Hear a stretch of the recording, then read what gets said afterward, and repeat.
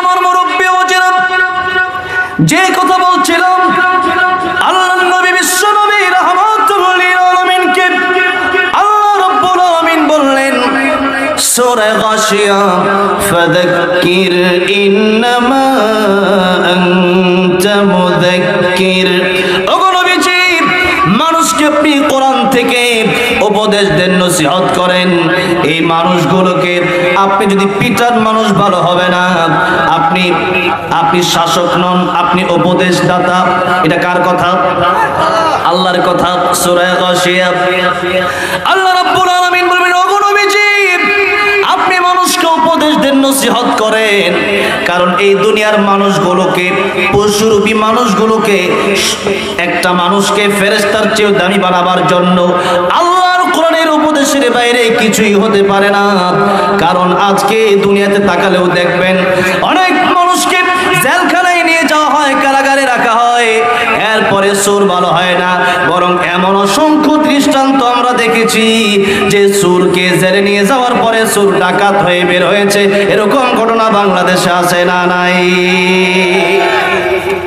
এরকম ঘটনার অভাব নাই, কিন্তু বাংলাদেশে এরকম ঘটনা আছে। আজ থেকে প্রায় 10-12 বছর আগে আমি এক চিল্লা দেওয়ার জন্য এক আমিরের সাথে টঙ্গীর ইজতেমার ময়দান থেকে গিয়েছিলাম সাতক্ষীরা দাওয়াতে তাবলীগের কাজ করার জন্য। দাওয়াতে তাবলীগ নিয়ে আজকে বাংলাদেশে ঝামেলা চলতেছে। যে লোক নাকি আলেমের বিরুদ্ধে কথা বললো, মসজিদের ইমাম, মাদ্রাসার শিক্ষক, কোরআন শরীফ পড়ানোর পরে তাকে যে বেতন দেওয়া হয়, যে মাওলানা সাদ বলল যে এই বেতন নাকি বেশ্যা নারীর টাকার চাইতে আরো নিকৃষ্ট, জোরে কন্যা নাউজুবিল্লাহ। এরকম জঘন্য জঘন্য 20 থেকে 30টি কথা যে ব্যক্তি বলতে পারলো, নিঃসন্দেহে সে ব্যক্তি গোমরা হয়ে গেছে। সে আর মানুষের আমির হতে পারে না।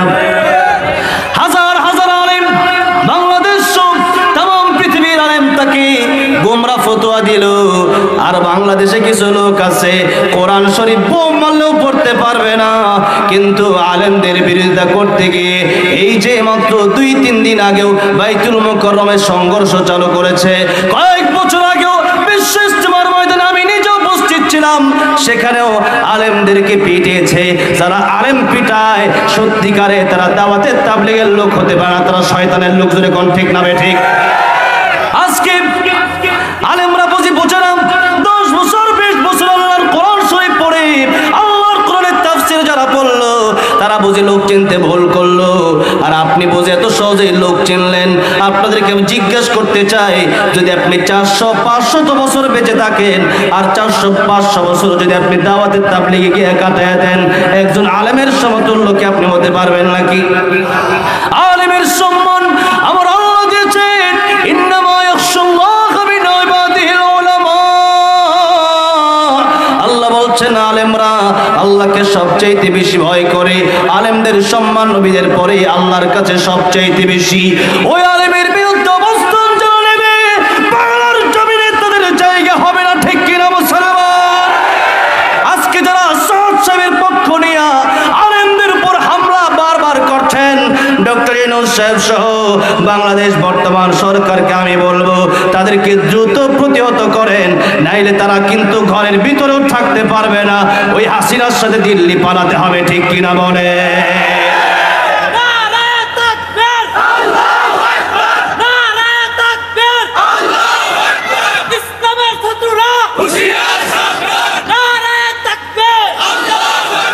আমার ভাইরা, আমার মুরব্বী ওয়াজিরা, এই জন্য যে কোনো ব্যাপার আপনি নিজে নিজে সিদ্ধান্ত নিলে হবে না। আল্লাহর সিদ্ধান্তই বড় সিদ্ধান্ত। আলেম যে সিদ্ধান্ত নেবে ওটাই বড় সিদ্ধান্ত। আপনি যদি আজকে বলেন হুজুর ফজরের নামাজ, ফজরের ফরজ নামাজ 2 রাকাত, আজকে আমি 2 রাকাত না পড়ে 1 রাকাত বেশি পড়ি, আপনাদেরকে জিজ্ঞাসা করতে চাই ফজরের নামাজটা কি হবে? জোহরের নামাজ, ফরজ নামাজ 4 রাকাত, আমি 4 রাকাত পড়বো না, আজকে 5 রাকাত পড়বো, আপনাদেরকে জিজ্ঞাসা করতে চাই নামাজটা কি হবে নাকি? মাগরিবেরটা 3 রাকাত 4 রাকাত পড়লে হবে? আল্লাহ যে গণ্ডি দিয়েছেন ওই গণ্ডির ভিতরে থাকতে হবে। আল্লাহ বলেছেন 2 রাকাত রাকাত 2 রাকাতই পড়তে হবে, আল্লাহ বলেছেন 3 রাকাত 3 রাকাতই পড়তে হবে, আল্লাহ বলেছেন 4 রাকাত 4 রাকাতই পড়তে হবে। এবার আসুন, যেই কথা বলতেছিলাম, আমি দাওয়াতের তাবলীগ গেলাম, সেই সাতক্ষীরাতে এক চিল্লা দিতে গেলাম। আমি কয়েকদিন পর জিজ্ঞাসা করলাম আমিরের পরিচয় কি, আমিরের বাড়ি কোথায়? বলল টঙ্গী একটা এলাকায় আমিরের বাড়ি, সে আমতলী, টঙ্গী আমতলীতে, ঢাকার ওইদিকে। আমিরের পরিচয় জিজ্ঞাসা করতে আমাকে একজন বলল, এই আমিরের ব্যাপারে আপনি কি জানেন, আপনি কি চিনেন? আমি বললাম না, আমি তো চিনি না। বলল এই আমির আগে ডাকাতের লিডার ছিল, এখন এই আলেম তাবলীগে গিয়া আল্লাহর ওলি হয়ে গেছে। জোরে কোন সুবহানাল্লাহ। ফুজাইল ইবনে আয়াজ রাহমাতুল্লাহ আলাইহি গভীর রজনীতে গেলেন ডাকাতি করার জন্য। চিন্তা করলেন ডাকাতি তো আর আমি করি না। ফুজাইল ইবনে আয়াজ রাহমাতুল্লাহ আলাইহি, আমি বলতেছি তার মানে আল্লাহর ওলি ছিলেন তিনি। তিনি প্রাথমিকভাবে ডাকাতের লিডার ছিল। কি ছিল? ডাকাতের লিডার ছিলেন ফুজাইল ইবনে আয়াজ রাহমাতুল্লাহ আলাইহি। তার দলের লোকজনকে বলল, দলের লোকেরা সবাই যাও ডাকাতি করো, আজকে আমি আর ডাকাতি করব না, আজকে আমি জঙ্গলায় কোনো এক জায়গায় বসে রইল। হঠাৎ করে চিন্তা আসলো, ডাকাতি যদিও করি, এই টাইমটা, এই গভীর রজনীতে এমনি এমনি বসে না থেকে আল্লাহর জিকির করে একটু নামাজ পড়ে নেই। আগে ডাকাতও ভালো ছিল, এখন তো ডাকাতও ভালো না। ডাকাত চিন্তা করতেছে বসে থেকে লাভ কি, নামাজ পড়ে কোন সুবহানাল্লাহ। সবাই কিছু ডাকাতি করার জন্য ফুজাইল ইবনে আয়াজ রাহমাতুল্লাহ আলাইহি নামাজে দাঁড়ায় গেলেন। নামাজে দাঁড়ায় যাওয়ার পর আরেক আল্লাহর বান্দা রাস্তা দিয়ে যায়। আল্লাহর বান্দা ভালো করে জানে এটা ডাকাতি এলাকা, এই এলাকা দিয়ে আমি যদি প্রবেশ করি আমার ফুজাইল ইবনে আয়াজ ধরবে।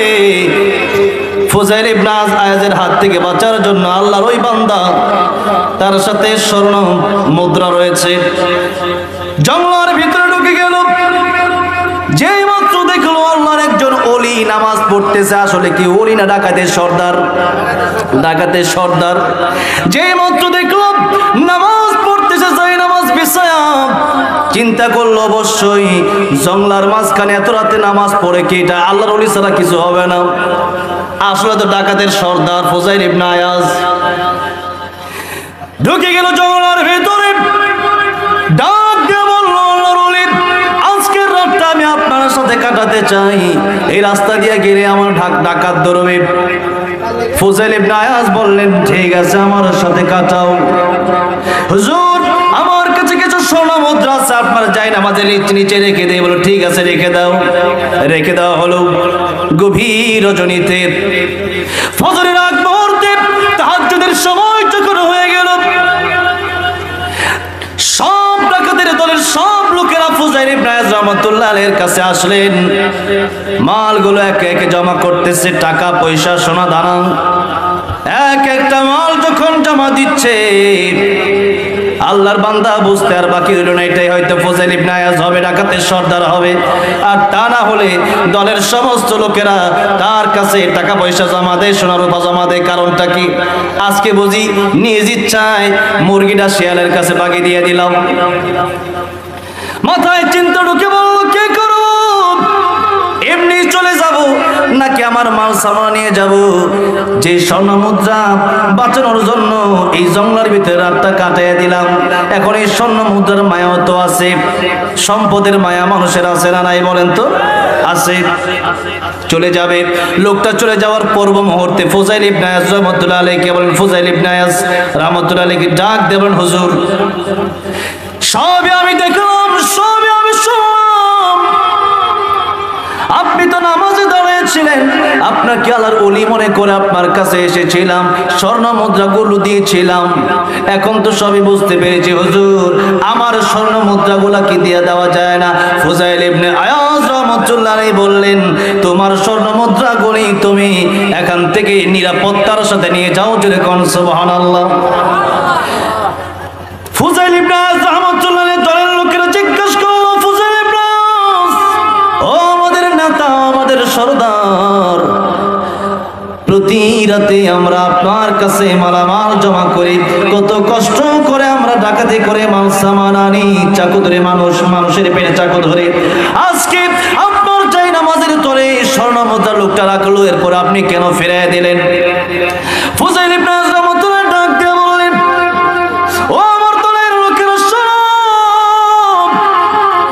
আমি এখানে আল্লাহর কুদরতি কদমে সিজদায় পড়ে গিয়েছিলাম, রাসূলের সুন্নাহ অনুসরণ করে গভীর রজনীতে তাহাজ্জুদের নামাজে দাঁড়িয়ে গিয়েছিলাম। এই লোকটা আমাকে আল্লাহর ওলি মনে করে এখানে এসেছে। আজকে যদি আমি তার মালামাল না দেই, সে অন্যদিন আরেকজন আলেম দেখলে ভাববে ওইটাও মনে হয় ডাকাত। ঠিক কিনা বলেন? এটা মনে করতে পারে। সুতরাং আমি আলেমদের সম্মান নষ্ট হতে দেব না, আমি আল্লাহর নবীর পোশাকের সম্মান নষ্ট হতে দেব না। ঠিক আছে, মালামাল ভাগ করে দিল। নিজের মালামাল নিয়ে ফুজাইল ইবনে আয়াজ রাহমাতুল্লাহ আলাইহি চলতে লাগলেন রাস্তা দিয়ে নিজের বাড়ির দিকে। তার বাড়ির আগে আরেকটা বাড়ি ছিল, সেই বাড়িতে আল্লাহর কোরআন থেকে একজন কারি সাহেব তিলাওয়াত করতেছেন।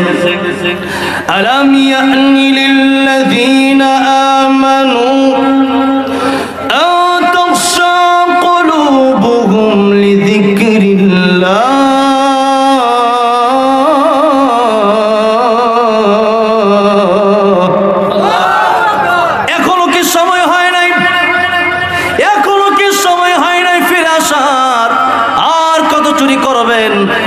কত ডাকাতি করবেন, আর কত মদ গাঁজা খাবেন, আর কত রাহাজানি করবেন, আর কত জিনা করবেন, আর কত ব্যভিচার করবেন, আর কত মানুষের হক মেরে খাবেন, মরতে কি হবে না?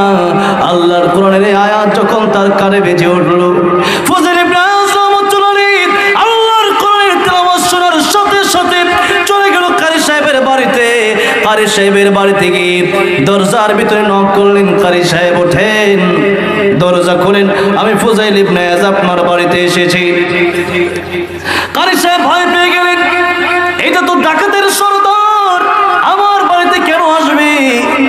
মনে হয় আজকে ডাকাতি করার জন্য আমার বাড়িতে চলে আসছে। আমি কারি সাহেব, আমি হাফেজ সাহেব, কিন্তু আমি বড় গরিব মানুষ, তারে আমি দেব কি? ফুজাইল ইবনে আয়াজ রাহমাতুল্লাহ আলাইহি বললেন, কারি সাহেব দরজা খুলেন। কারি সাহেব দরজা খুলে দিলেন। দেখলেন ফুজাইল ইবনে আয়াজ রাহমাতুল্লাহ আলাইহি লাল লাল চক্ষু নিয়ে তার বাড়ির সামনে হাজির হয়ে গেছে। ও ডাকাতের সর্দার ফুজাইল ইবনে আয়াজ রাহমাতুল্লাহ আলাইহি, আপনি কেন আজকে আমার বাড়ির সামনে আসছেন? আমি গরিব মানুষ, আমি হাফেজ আলেম মানুষ। ফুজাইল ইবনে আয়াজ রাহমাতুল্লাহ আলাইহি বললেন, ও কারি সাহেব, আপনি যে আয়াতটা একটু আগে তেলাওয়াত করেছেন, ওই আয়াতটা কি আপনি আবার আমারে শোনাবেন? কারি সাহেব ভয় পাচ্ছেন যে আমি যদি কোরআন তেলাওয়াত শুরু করে দেই আর আমার যদি চাকু দিয়া পার মরে, আমি কেমনে শোনাই? ফুজাইল ইবনে আয়াজ রাহমাতুল্লাহ আলাইহি বললেন, কারি সাহেব ভয় পাওয়ার কোনো কারণ নাই, আপনার কোরআন তেলাওয়াতের প্রেমে পড়ে গেছি। আপনার কোরআন তেলাওয়াত আমি আরেকটা বার শুনতে চাই। চিৎকার দিয়ে বলা যাবে না সুবহানাল্লাহ? কারি সাহেব তেলাওয়াত করলেন, আবার শুরু করে দিলেন, আলাম ইয়ানি লিল্লাযিনা আমানু আন তাখশা কুলুবুহুম লিযিকরিল্লাহ।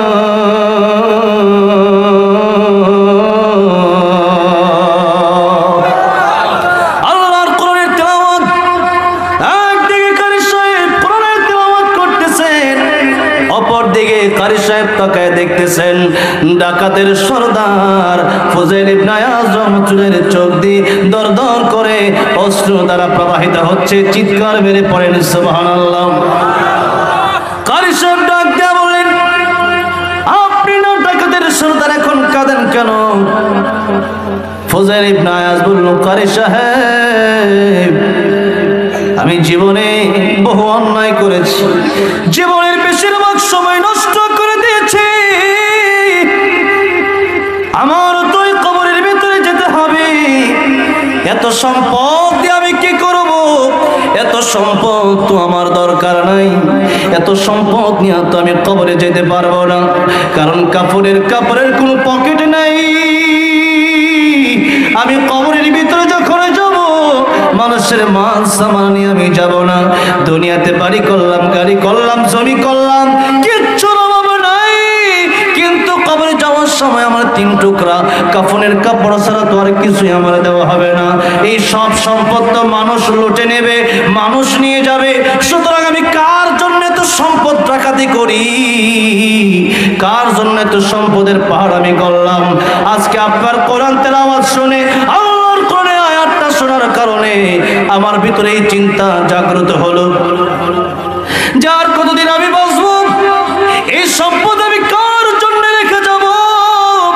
ওই কবরে তো আমার সাথে আমার মা যাবে না, ওই কবরে আমার সাথে আমার বাবা যাবে না, ওই কবরে আমার সাথে আমার ভাই যাবে না, ওই কবরে আমার সাথে আমার বোন যাবে না। দুনিয়ার কোনো মানুষ আমার সাথে কবরে যাবে না। দুনিয়ার কোনো মানুষ যদি আমার সাথে কবরে না যায়, সুদ খায় কার জন্য, ঘুষ খায় কার জন্য, হারাম খায় কার জন্য, চুরি করে কার জন্য, ডাকাতি করে কার জন্য? কবরের শাস্তি আমি একা বহন করব, আর তারা বসে বসে আনন্দ করব? হতে পারে না। হুজুর, আজকে আপনি যে কোরআনের আয়াত পড়েছেন, এখনো কি সময় হয় নাই? এখনো কি মৃত্যুর কথা স্মরণ হয় না? হুজুর, আপনার কোরআনের আয়াত শুনে আমার অন্তর পরিবর্তন হয়ে গেছে। আমার ছেলে নিলেও আমার এই অন্তর পরিবর্তন হতো না। আল্লাহর কোরআনের আয়াত শুনে আমার অন্তর পরিবর্তন হয়ে গেছে। হুজুর, আমি আপনার হাতে হাত রাখলাম, এমন তওবা করলাম, আমি ফজল ইবনে রহমাতুল্লাহ আর জীবনে কোনো দিন বেঁচে থাকাকালীন আর ডাকাতি করব না। চিৎকার মেরে জোরে জোরে বলেন সুবহানাল্লাহ। এই যে ফজল ইবনে রহমাতুল্লাহ তওবা করলেন, এমন তওবা করলেন, তওবা করার মতো তওবা করলেন। অবশেষে ফজল ইবনে আয়াজ রহমাতুল্লাহ যুগের শ্রেষ্ঠ ওলি হয়ে কবরে গেলেন। জোরে কোন সুবহানাল্লাহ। আপনি তো সারা জীবন ডাকাতি করেন নাই, আপনি তো সারা জীবন চুরি করেন নাই, আপনার জীবনে তো এমন গুনাহ নাই যে লাশের সাথে আপনি জিনা করেছেন। অথচ নবীর কাছে এমনও মানুষ আসলেন যে ইয়া রাসূলুল্লাহ, ইয়া হাবিবাল্লাহ, আমি লাশের সাথে জিনা করে ফেলেছি কাফনের কাপড় চুরি করতে গিয়ে। এই আরবি যাদেরকে কবর দেওয়া হয়, আমি গরিব মানুষ, সাধারণত কোনো চাকরি নাই, কাজকর্ম আমার নাই, কাফনের কাপড় শুধু আমি চুরি করি। ইয়া রাসূলুল্লাহ, ইয়া হাবিবাল্লাহ, আমি তো এমন ভুল করে ফেলেছি, আমি গতকালকেও যখন কাফনের কাপড় চুরি করতে গেলাম, আমার শয়তান ধোঁকা দিয়ে বলল, এই যে কবরের ভিতরে তুমি প্রতিদিন কাপড়ের কাপড় চুরি করো, আজকে এমন একজনের কাপড়ের কাপড় তুমি চুরি করতে আসছো, এই এলাকার সবচেয়ে সুন্দরী মেয়েটাকে এখানে আজকে দাফন করে দেওয়া হয়েছে, একটু কি তোমার দেখতে মনে চায় না? তার সাথে একটু কি তোমার জিনা করতে মনে চায় না? ইয়া রাসূলুল্লাহ, ইয়া হাবিবাল্লাহ, আমি কবরের ভিতরে যেই মাত্র তাকালাম, তাকায়া ওই মৃত নারীকে দেখে আমি পাগল হয়ে গেলাম। ইয়া রাসূলুল্লাহ, ইয়া হাবিবাল্লাহ, আমার শাহওয়াতকে আমি আর কন্ট্রোল করতে পারলাম না, এই মৃত লাশের সাথে আমি জিনা করলাম। নবীজি তার বের করে দিলেন, নবীজি বের করে দিলেন ঠিক, কিন্তু আল্লাহ রাব্বুল আলামিন ডাক দিয়ে বললেন, ইয়া রাসূলুল্লাহ, ইয়া হাবিবাল্লাহ, আমার বন্ধু, আমার হাবিব, আপনি যে তারে বের করে দিলেন, বলেন তো রিজিকের মালিক কে? জিবরাইল আলাইহিস সালাম এই কথাটা নবীকে জিজ্ঞাসা করেন, রিজিকের মালিক কে? নবী কয় আল্লাহ। ইয়া রাসূলুল্লাহ, মানুষগুলো সৃষ্টি করলো কে? নবীজি বলেন আমার আল্লাহ। ইয়া রাসূলুল্লাহ, ক্ষমা করার মালিক আপনি না আমার আল্লাহ। এবার নবী বলেন ক্ষমা করার মালিক আমার আল্লাহ। এবার জিবরাইল ডাক দিয়ে বলে, ইয়া রাসূলুল্লাহ, ইয়া হাবিবাল্লাহ, মানুষের গুনাহ যদি সাগর পরিমাণ হয়, আমার আল্লাহর দয়া মায়া তার চাইতে কোটি কোটি গুণ বেশি। সুতরাং ওই ব্যক্তির লাশের সাথে জিনা করতে পারে, আমার আল্লাহ রাব্বুল আলামিন তার তওবা কবুল করে নিয়েছে। এমন কালা কাঁদলেন, দিন যায় রাত যায়, চোখ থেকে পানি বের হয়, রক্ত বের হয়, এখনো আল্লাহ রাব্বুল আলামিনের দরবার ছাড়ে না। গভীর রজনীতে পাহাড়ের চূড়ায় উঠে কাঁদে, আয় আল্লাহ তাআলা, ইয়া রহমান রাহিমিন, তুমি রহমান, আমি নাফরমান, আমি গুনাহগার, তোমার নাম গফফার। আয় আল্লাহ রাব্বুল আলামিন, তুমি যদি আমার মাফ না করো, যাওয়ার মতো কোনো জায়গা আমার নাই। এরকম ভাবে কাঁদার কারণে আমার আল্লাহ রাব্বুল আলামিন চোখের পানি সইতে পারেন না। আমার আল্লাহ রাব্বুল আলামিন তার তওবা এমন ভাবে কবুল করেছেন, আমার আল্লাহ রাব্বুল আলামিন তাকে মাফ করে তাকে জান্নাতের ঘোষণা দিয়েছেন। জোরে কোন সুবহানাল্লাহ। এত বড় বড় গুনাহ যদি তারা করতে পারে, আর এই গুনাহ যদি মাফ হয় আল্লাহর কোরআনের আসরের কারণে, আর কপালে আমার আল্লাহ রাব্বুল আমিন জান্নাত লিখে দিতে পারেন কি পারেন না, জোরে বলে। এবার আসেন সূরা কাফির আয়াতে আল্লাহ রাব্বুল আমিন বলছেন, ফামান কানা ইয়ারজু লিকা রাব্বিহি ফালইআমাল আমালান সালিহা ওয়া লা ইউশরিক বিইবাদাতি রাব্বিহি আহাদা। ও দুনিয়ার মানুষেরা, যদি তোমরা আমি আল্লাহর জান্নাতে আসতে চাও, যদি তোমরা আমি আল্লাহর সাথে দেখা করতে চাও, আমরা সবাই আল্লাহর সাথে দেখা করতে চাই কি চাই না? আল্লাহ কত সুন্দর। এই দুনিয়ার মানুষ একজন আরেকজনের প্রেমে পাগল হয়ে যদি মানুষ আত্মহত্যা করতে পারে।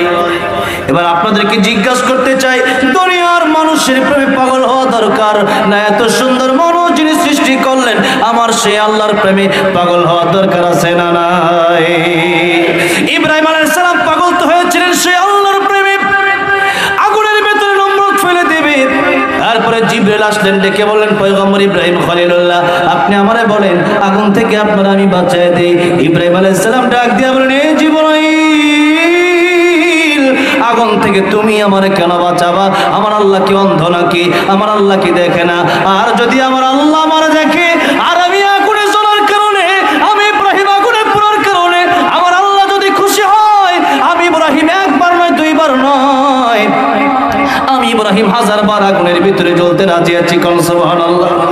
আমার আল্লাহ যদি খুশি হয়, আমার আল্লাহর খুশির জন্য একবার দুইবার নয় 1000 বার আমি আগুনের ভিতরে জ্বলতে রাজি আছি।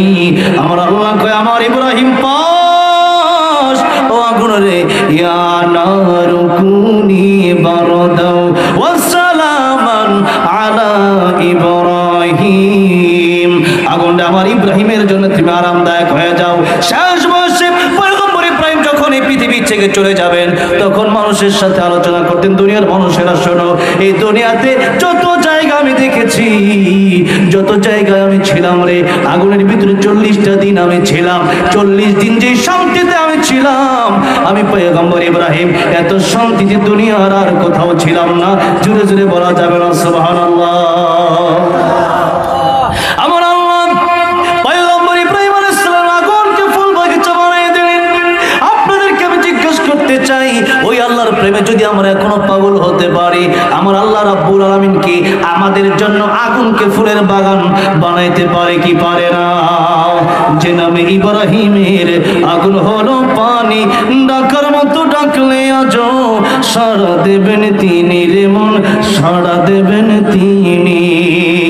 ও মধুর নামটি মিটাই হতাশার জ্বালা, গলেতে পড়ো নামের মালা, ও নামের তুলনা হবে না, হবে না, তুলনা নাই নাই নাই, তুলনা নাই নাই নাই। এসো না আল্লাহর নামে গান গাই, এসো না মন প্রাণ জোড়াই, এসো না মন প্রাণ জোড়াই। আল্লাহু আকবার বলেন, আল্লাহু আকবার, শুনে আল্লাহু আকবার বলেন, আল্লাহু আকবার, আল্লাহু আকবার বলেন, আল্লাহু আকবার, আল্লাহু আকবার। জোরে আল্লাহ নামটা তো আস্তে জোরে কর না। আল্লাহু আকবার বলেন, আল্লাহু আকবার, আল্লাহু আকবার বলেন। আমার ভাইরা, আমার মুরব্বি ওয়াজিরা, অল্প সময়ের ভিতরে এই কথাগুলো শেষ হয়ে যাবে। মূল পয়েন্টের দিকে এখনই আমি চলে যাব, কিন্তু খুব গুরুত্বের সাথে কথাগুলো শুনতে হবে। আল্লাহ রাব্বুল আলামিন বলেন, যারা আমারে ভালোবাসে তারা আমি আল্লাহর সাথে দেখা করতে চাই। তোমরাও যদি চাও আমি আল্লাহর সাথে দেখা করব, তাহলে আমি আল্লাহর সাথে দেখা করা তোমাদের সম্ভব হয়ে যাবে। আমি আল্লাহ রাব্বুল আলামিনের সাথে দেখা করতে হলে জান্নাতে আসতে হবে আগে। জান্নাতে যারা যাবে, আমার আল্লাহ রাব্বুল আলামিন তাদের সাথে দেখা দিয়ে দিবেন। কোন সুবহানাল্লাহ। জান্নাতীদেরকে আল্লাহ জিজ্ঞাসা করবে, জান্নাতীরা তোমাদের কি কোনো কিছু চাওয়ার পর বাকি আছে নাকি? জান্নাতে আসার পরে জান্নাতীরা বলবে, সাধারণ জান্নাতীরা বলবে, আল্লাহ তাআলা কোরআনে যা যা বর্ণনা করেছিলেন তার চাইতে 97 গুণ বেশি পেয়েছি। আমার আল্লাহ ডাক দিয়ে বলবেন, আর কি তাহলে কোনো চাপ তোমাদের নাই?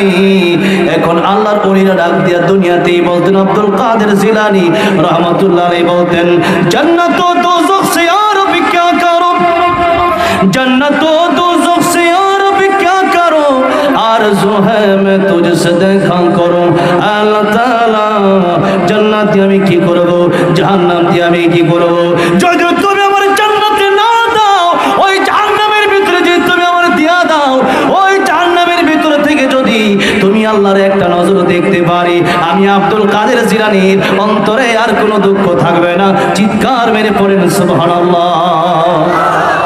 জান্নাতে যাওয়ার পরেও নবীরা ওলিরা তারা এই কথাই বলবেন, আলেমরা কিন্তু সাধারণত এই কথা বলবেন আল্লাহর কিছু দরকার নাই, তারা বলবেন আল্লাহ জান্নাত ও দোজখ সে यार भी क्या करो, জান্নাত ও দোজখ সে यार भी क्या करो, आरज़ू है मैं तुझसे देखा करो।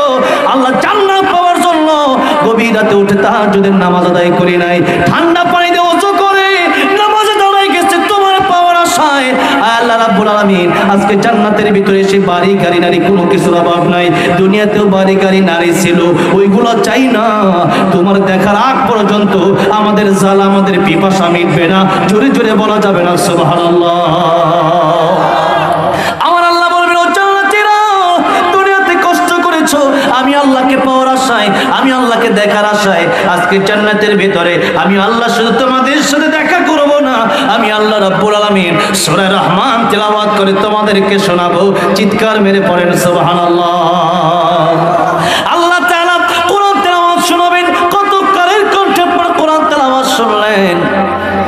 দুনিয়ার মানুষের কণ্ঠে যখন কোরআনের তেলাওয়াত শুনি, আব্দুর রহমান সুদাইসের কণ্ঠে এরকম মজা, তার পিছনে কাবার ইমামের পিছনে আল্লাহ রাব্বুল আলামিন আমাদের 2 ওয়াক্ত নামাজ পড়ার তৌফিক দিয়েছেন। যারা পড়েছেন তারা জানেন সরাসরি নামাজ পড়লে মনে হয় যেন ওহী নাজিল হচ্ছে। শায়খ সুরাইমের তিলাওয়াতে আরেক মজা, কারি মাহমুদ সাহেবের তিলাওয়াতে আরেক মজা, শেখ আইয়ুবের তিলাওয়াতে আরেক মজা, মাহমুদ খলিল হোসেনের সুরে আরেক মজা, শেখ মাশারির সুরে আরেক মজা। এত মজার কোরআন তিলাওয়াত। দুনিয়াতে কত গান রয়েছে, 1 বছর 2 বছর 3 বছর পরে আর গান চলে না। আল্লাহর কোরআনের সূরা ফাতিহা প্রতি রাকাত নামাজে আজও পড়ছি শুনছি, কিন্তু আল্লাহর কোরআনের মজা কি আজও পর্যন্ত শেষ হয়েছে নাকি? এখনো কেউ কোনোদিন বলে না ইমাম সাহেব নামাজের ভিতরে আর সূরা ফাতিহা তেলাওয়াত করবেন না, হুজুর আগামীকাল থেকে অন্য সূরা দিয়ে নামাজ পড়াবেন, বলেন না সূরা ফাতিহা তেলাওয়াত না করলে নামাজই হবে না। সুতরাং আল্লাহর কোরআন এটা একটা মুজিজা, জিন্দেগিতে কোনোদিন তার মজা শেষ হবে না, যতই পড়ি ততই মজা লাগে। আল্লাহ রাব্বুল আমিন জান্নাতের ভিতরে তার বান্দাদের সাথে দেখা করবেন। এবার আসেন শেষ কথা, আল্লাহ রাব্বুল আমিন বললেন, ও দুনিয়ার মানুষেরা, যদি তোমরা আমি আল্লাহকে দেখতে চাও তাহলে তোমরা 2টা কাজ করো। 1 নম্বর কাজ হলো তোমরা নেক আমল করো, নামাজ পড়ো, ফরজ পড়ো, নফল পড়ো, রোজা রাখো, হজ করো, যাকাত করো, দান করো, সদকা করো, মানুষকে ভালোবাসো, মানুষের উপকার করো, মা বাবার খেদমত করো, মিথ্যা কথা বলবো না, গুনাহ ছেড়ে দাও আর নেক আমল করো, তাহলে তোমরা আল্লাহকে দেখতে পারবা। এটা হলো 1 নম্বর শর্ত। 2 নম্বর শর্ত হলো ওয়ালা ইউশরিক বিইবাদাতি রাব্বিহি আহাদা। আল্লাহ তাআলা বললেন 2 নম্বর শর্ত হলো শিরিক মুক্ত ইবাদত আমি আল্লাহর কাছে আনতে হবে। যে তোমাদের অনেক ইবাদত থাকে আর যদি শিরিক থাকে, যেরকম ইব্রাহিম আলাইহিস সালাম শিরিক করেছে, সন্তানের ইব্রাহিম আলাইহিস সালামের বাবা শিরিক করেছে, সন্তানের পরিচয় দিয়ে ইব্রাহিম আলাইহিস সালামের পরিচয় দিয়া আজর কিন্তু জান্নাতে যেতে পারবে না। নূহ আলাইহিস সালামের শিরিক কেমন শিরিক করেছে, বাবার পরিচয় দিয়ে জান্নাতে যেতে পারবে না, নবীর পরিচয় দিয়া আমার নবীর চাচা আবু তালিব জান্নাতে যেতে পারবে না। সুতরাং নিজের ভিতরে ঈমান না থাকলে পরে কারো সুপারিশ মঞ্জুর হবে না। হাদিস শরীফের ভিতরে এসেছে, হাদিস শরীফের ভিতরে এসেছে কিয়ামতের ময়দানে পয়গম্বর ইব্রাহিম আলাইহিস সালাম তাকে দেখবেন তার বাবাকে শিকল দিয়ে বেঁধে জাহান্নামের দিকে নিয়ে যাওয়া হয়। এমনি আল্লাহকে ডাক দিয়ে বলবেন, আল্লাহ আমার বাবাকে শিকল দিয়ে বেঁধে জাহান্নামের দিকে নিয়ে যাওয়া হয়, আমি ইব্রাহিম পয়গম্বর কেমনে সহ্য করব? আমার তো বাবা যতই খারাপ হোক না কেন, বাবা তো বাবাই, বাবার জন্য একটা মায়া, বাবা মার জন্য মায়া আছে না নাই? জোরে কোন, বাবা যেমনই হোক না কেন। ইব্রাহিম আলাইহিস সালাম যেই মাত্র আল্লাহকে বলবেন, আল্লাহ বলবেন, আমার খলিল আপনি নিচের দিকে তাকান, আপনি নিজের দিকে তাকায় দেখেন এবার আপনার বাবা আছে না নাই? পয়গম্বর ইব্রাহিম নিচের দিকে তাকাবে, তাকায় দেখবে তার বাবার আর দেখা যায় না, এখন দেখা যায় একটা শূকর দেখা যায়। এই শূকরকে আল্লাহ জাহান্নামের দিকে নিয়ে যাবেন। আল্লাহ বলবেন পয়গম্বর ইব্রাহিম আপনি আমার বন্ধু, আপনার অপমান করব না, কিন্তু যেহেতু আপনার বাবা মুশরিক আযর, এই জন্য আপনার বাবাকে উদ্ধার দেওয়া হবে না, জান্নাত থেকে কেউ বাঁচাতে পারবে না, নবীর সুপারিশ মঞ্জুর হবে না। ও মুসলমান, আজকে আমরা বসে আছি, আমার নবী আমার সুপারিশ করবে, এরপরে অন্তরের ভিতরে নাফাকি নিয়ে বসে আছি, অন্তরের ভিতরে শিরিক নিয়ে বসে আছি। আজকে অন্তরের ভিতরে আমাদের শিরিক আছে, কিন্তু কোনটা শিরিক, কোনটা বেদাত, কোনটা মুনাফিকি এটা আমরা জানি না। জানার জন্য সর্বপ্রথম আল্লাহর কোরআন আপনাকে শিখতে হবে। কষ্ট হচ্ছে আপনাদের? কষ্ট হচ্ছে? তাকবীর, লিল্লাহি তাকবীর, লিল্লাহি তাকবীর।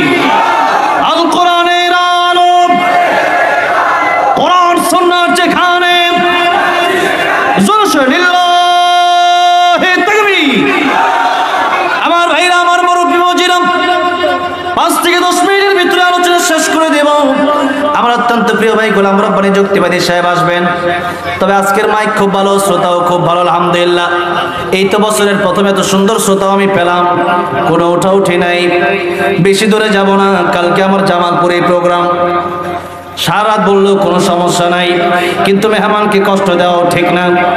এই জন্য যেই কথা বলতেছিলাম, আজকে আমরা শিরিক করতেছি। শিরিক কারে বলে তাও আমাদের জানা নাই। শিরিক কারে বলে, নাফাকি কারে বলে, বেদাত কারে বলে, এই বিষয়গুলো যদি আমরা না জানি তাহলে আমরা মানবো কেমনে? জানার জন্য সর্বপ্রথম আল্লাহর কোরআনের শিক্ষার দরকার আছে না নাই? আল্লাহর কোরআন আজকে আমরা শিখি না। আমার প্রায় ওয়াজ মাহফিলেই, প্রায় তাফসীরুল কোরআন মাহফিলেই কথা থাকে, আল্লাহর কোরআন আপনি শিখেন। আল্লাহর কোরআন যদি না শিখেন, নামাজ ভঙ্গের কারণ কয়টা জোরে বলেন? হ্যাঁ, নামাজ ভঙ্গের কারণ ইসলাম। এখন যদি আপনাদেরকে জিজ্ঞাসা করা হয় নামাজ ভঙ্গের 19টা কারণ, প্রথম কারণটা কি বলেন দেখি সবাই?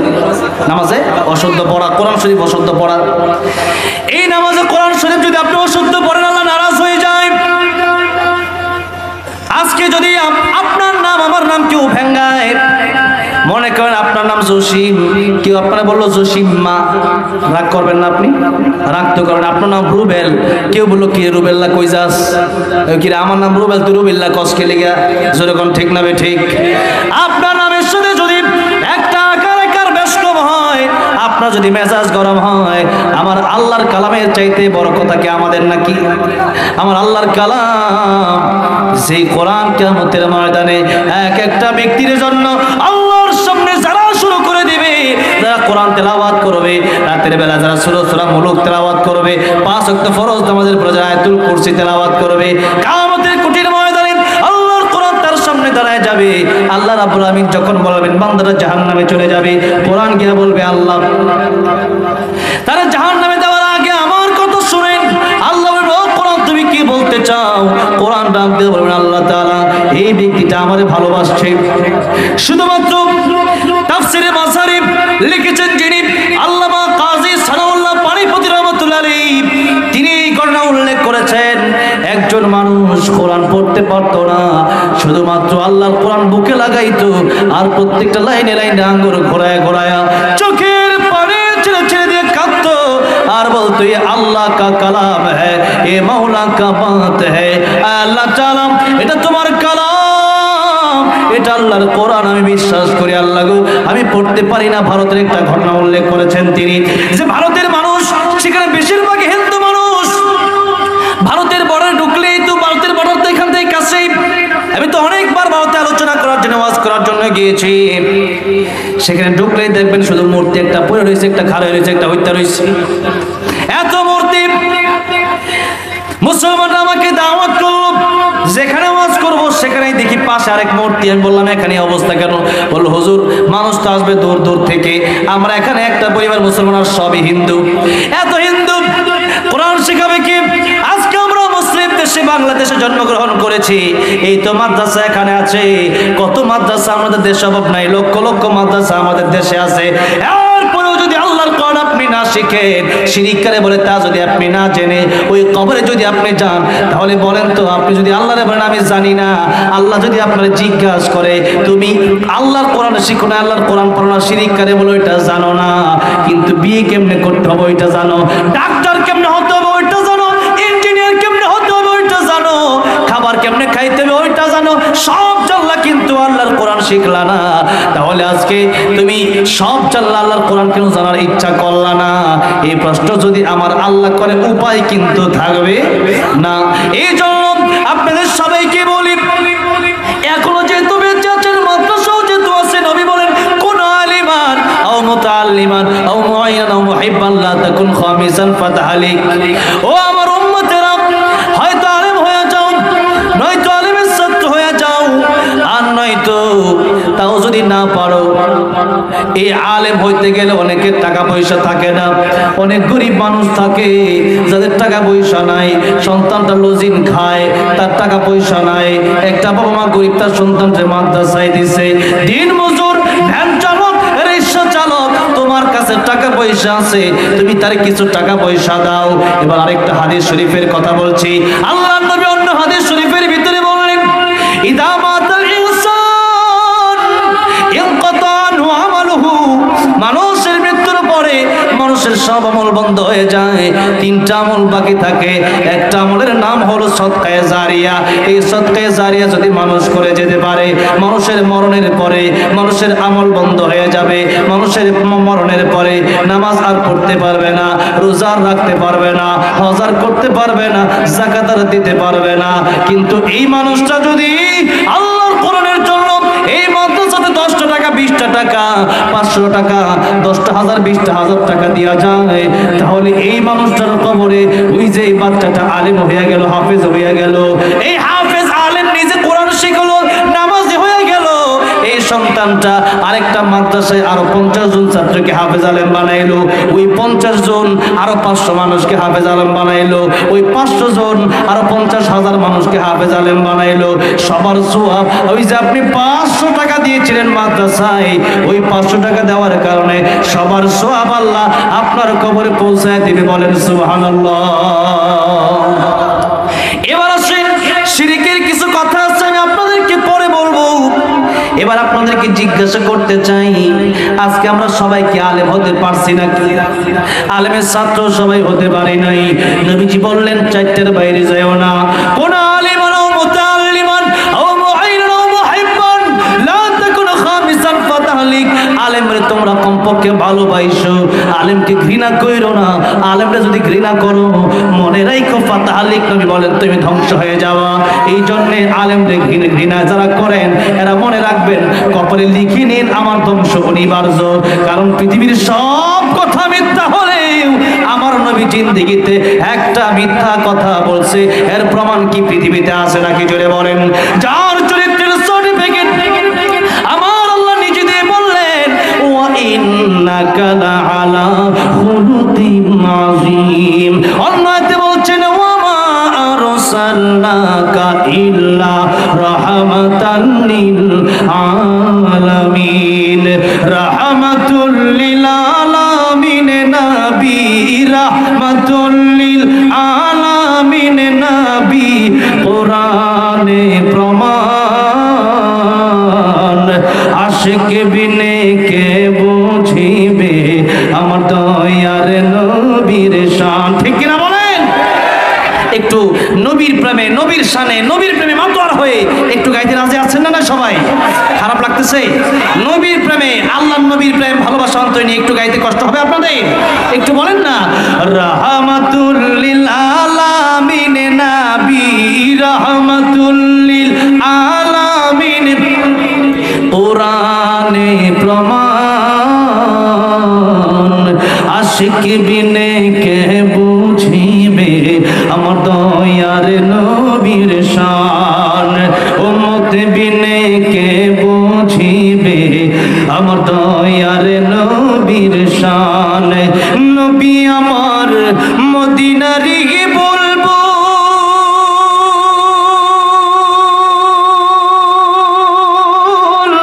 আমার আল্লাহ ভালোবেসে নামটি দিলেন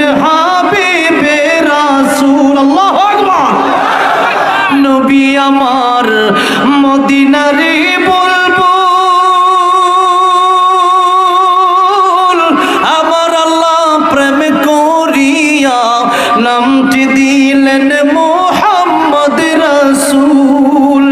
ওই নবীকে ভুল বুঝিলে ওই নবীকে ভুল বুঝিলে থাকবে না ঈমান।